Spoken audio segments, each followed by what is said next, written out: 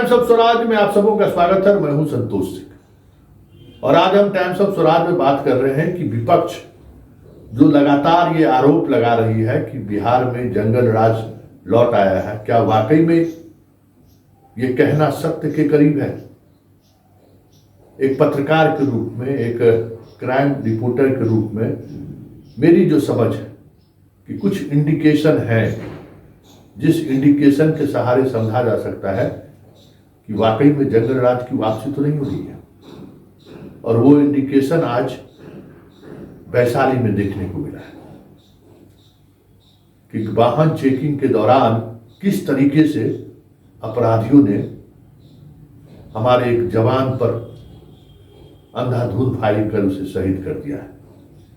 देखिए, पुलिस पर गोली चलाना ये बड़ी बात है, क्योंकि ये अपराधियों के बढ़ते हुए मनोबल का संकेत है और ये मनोबल दिखा रहा है कि पुलिस का भय अपराधियों पर से खत्म हो चुका है और यही जंगल राज का इंडिकेशन है। कुछ दिन पहले समस्तीपुर में थाना अध्यक्ष को मार दिया था, वो भी इसी का एक इंडिकेशन है।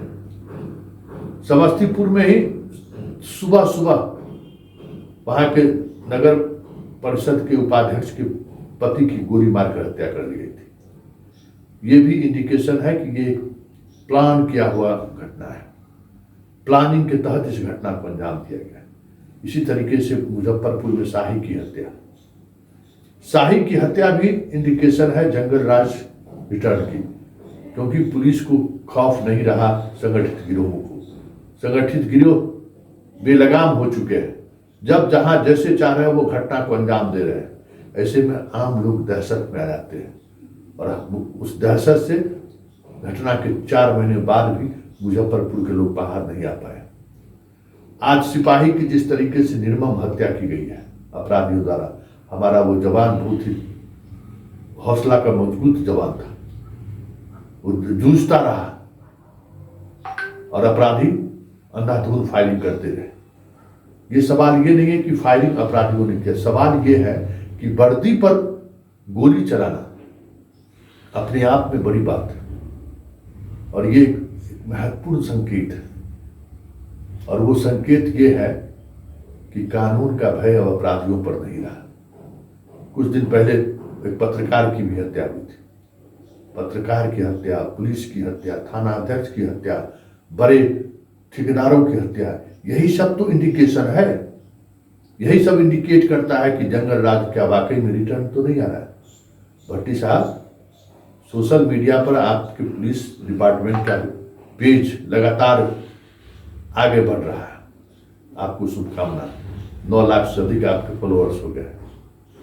लेकिन सवाल पुलिस का ये नहीं है कि आपके सोशल पेज पर फॉलोअर्स कितने हैं।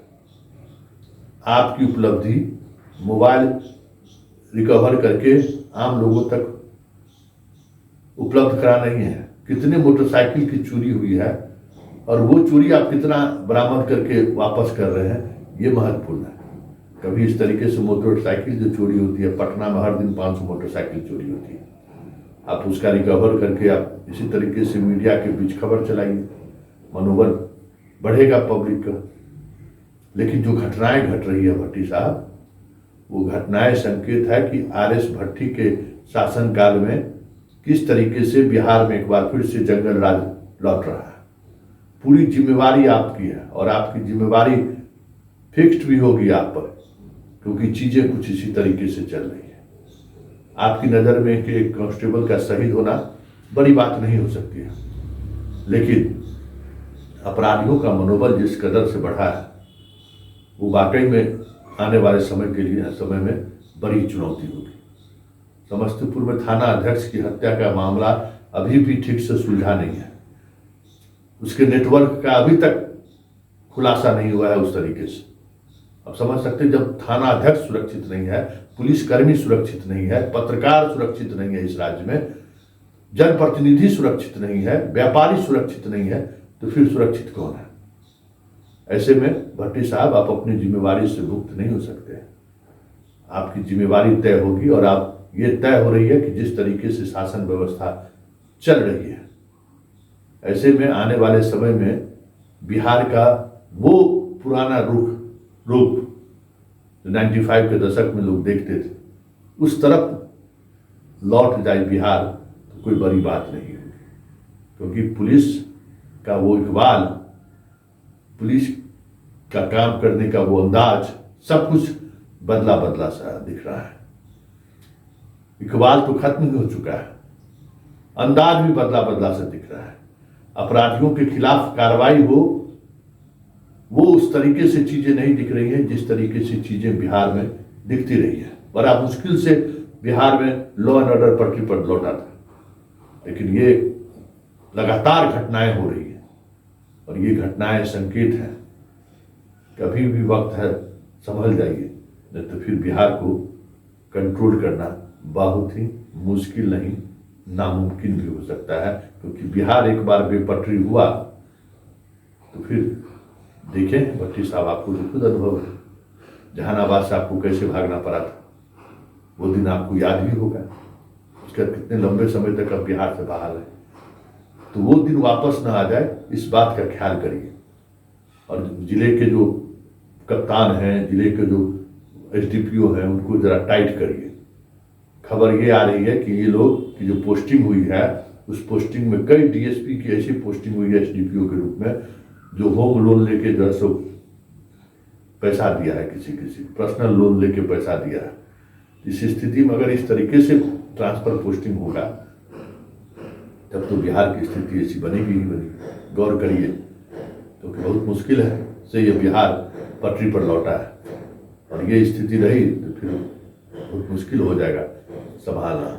और आप अपने जाते जाते सर्विस के अंतिम दौर में जिस तरीके से बिहार के लोगों ने आपको एक रॉबिन हुड की तरह ताज पहनाया था, आपको एक बेहतर पुलिस अधिकारियों का ताज पहनाया था, ऐसा ना हो कि जाते जाते आपको वो ताज बिहार में ही लौटा कर जाना पड़े या बिहार